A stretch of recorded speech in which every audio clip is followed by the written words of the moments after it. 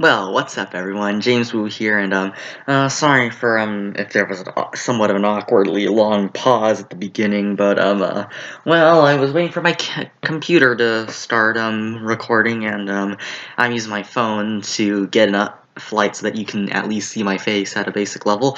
So today's topic, a review of Ant-Man and the Wasp. So this will be spoiler-free. I will keep everything as generic as possible to I will keep everything as generic as possible in order to not spoil anything. So first of all, I'd like to give this thing a let me put down my phone so I can do this.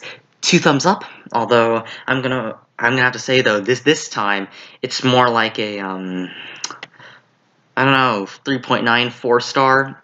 So out of 5, and the reason I say that is because it's more subjective stuff.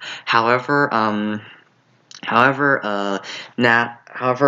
for objective stuff, though, which I will go over first, I think all that stuff was great. The acting was spot on. Everyone was in character, and basically the way these characters were like built up. Some of them, of course, like the main heroes from the first movie.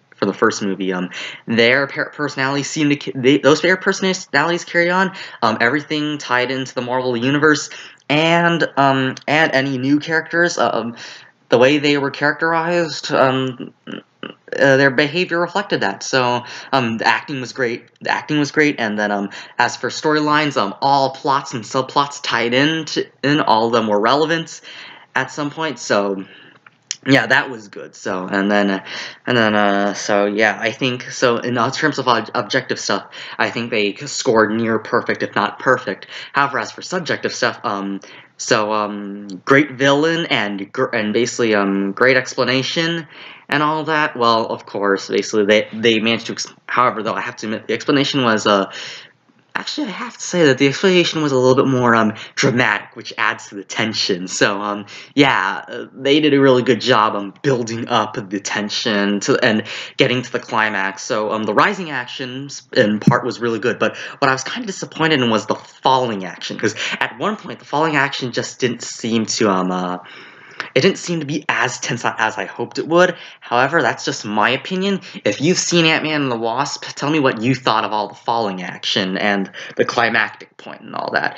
Now, when I say climactic points, I can clarify that in the comment section. That way I can avoid spoilers in this video. So, I guess that concludes my Ant-Man review. So, 2 thumbs up, or 3.9 out of 3.9 or 4 out of 5 stars for that movie.